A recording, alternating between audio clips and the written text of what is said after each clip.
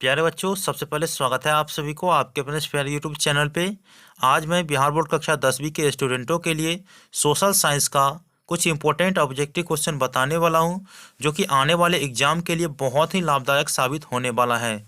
जितने भी ऑब्जेक्टिव मैं बताऊंगा वो सारा का सारा सेलेक्टेड क्वेश्चन है, और मैं इस चैनल पे रेगुलर बेसिस पे सभी विषय का इंपॉर्टेंट ऑब्जेक्टिव और सब्जेक्टिव अपलोड करता रहता हूँ।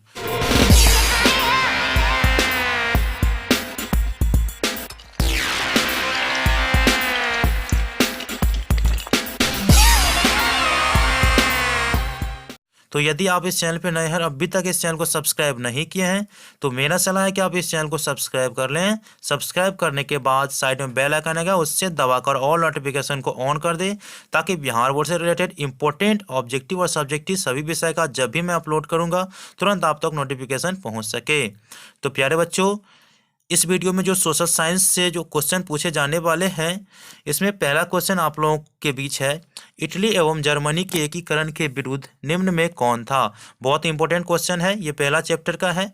तो इटली एवं जर्मनी के एकीकरण के विरुद्ध जो था ना, वो ऑस्ट्रिया था। क्या था? ऑस्ट्रिया।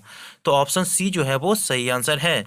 इसके बाद दूसरा क्वेश्चन है, कॉन्ट काबूर को विक्टर इमैलियस ने किस पद पर नियुक्त किया। ये भी यूरोप में राष्ट्रवाद जो इतिहास का पहला चैप्टर है उनसे लिया गया है। तो कॉन्ट काबूर को विक्टर इमैलियस ने प्रधानमंत्री पद पर नियुक्त किया। ऑप्शन सी जो है वो सही आंसर है। इसके बाद तीसरा क्वेश्चन है, रूस में जार का अर्थ क्या होता है। इस क्वेश्चन को कुछ इस प्रकार से भी पूछ सकता है कि जार किसे कहते हैं। तो देखिए, रूस में जार का अर्थ अगर पूछे तो आप लोगों को कहना है रूस का सम्राट। ठीक है, अगर आप लोगों को कहेगा जार किसे कहते हैं, तो रूस के सम्राट जार निकोलस द्वितीय को जार कहते हैं। ठीक है, तो ऑप्शन डी जो है वो सही आंसर है। इसके बाद अगला क्वेश्चन है, कार्ल मार्क्स का जन्म कहाँ हुआ। प्यारे बच्चों, आप लोगों को याद होगा कि कार्ल मार्क्स का जन्म जो हुआ था वो 1818 ईस्वी में जर्मनी में हुआ था। ऑप्शन बी इसका सही आंसर है। इसके बाद अगला क्वेश्चन है, वल्लभ भाई पटेल को सरदार की उपाधि किस किसान आंदोलन के दौरान दी गई। तो आप लोगों को याद रखना है कि वल्लभ भाई पटेल को सरदार की उपाधि बारदोली किसान आंदोलन के दौरान दी गई। तो बारदोली ऑप्शन ए जो है ना वो सही आंसर है। आप लोग ये याद रखेंगे, बहुत ही इंपॉर्टेंट क्वेश्चन है। उसके बाद छठा क्वेश्चन, रंपा विद्रोह कब हुआ। प्यारे बच्चों, आप लोग पहले चैप्टर में यह रंपा विद्रोह कब हुआ, तो आप लोगों को याद रखना है रंपा विद्रोह जो है वो 1916 में हुआ था। ऑप्शन ए सही आंसर है। इसके बाद अगला क्वेश्चन, लंदन में अनिवार्य प्राथमिक शिक्षा कब लागू हुई। बहुत इंपॉर्टेंट क्वेश्चन है, ये क्वेश्चन पूछा भी गया है।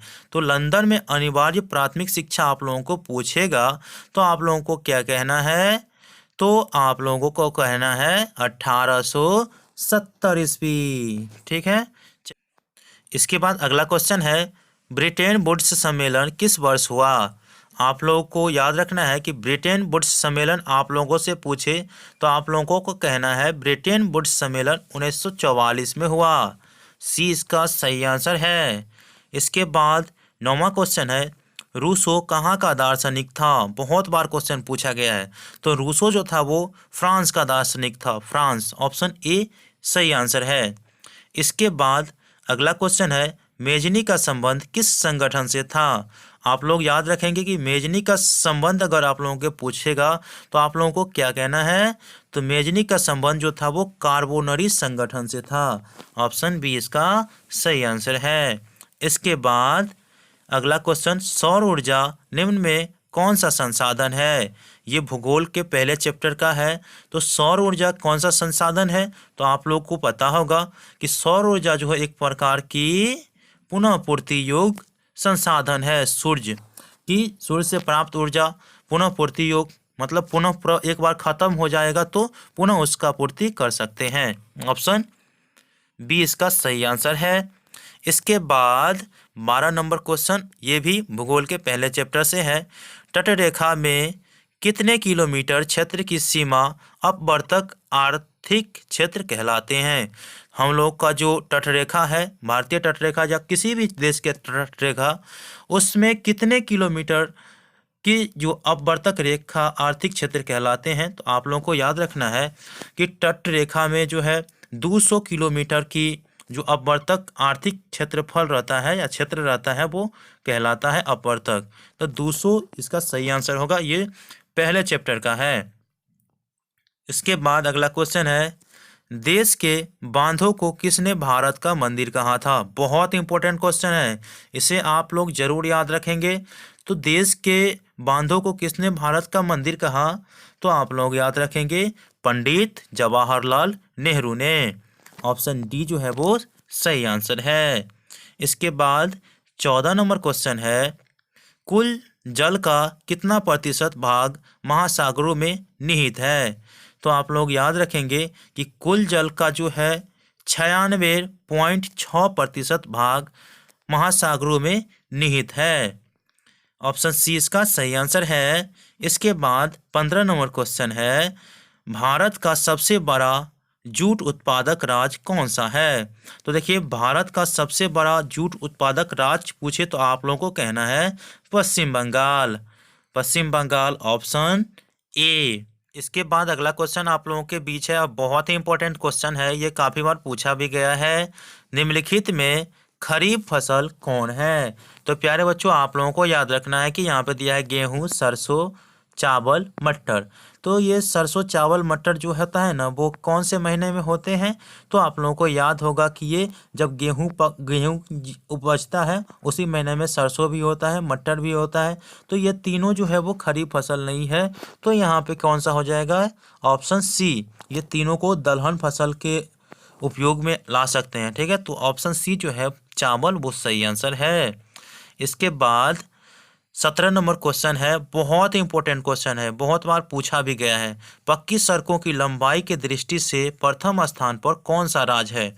तो ये भारत के प्रथम स्थान पर कौन सा राज्य है ये पूछ रहा है। पक्की सड़क मतलब अच्छा सड़क की लंबाई की दृष्टि से।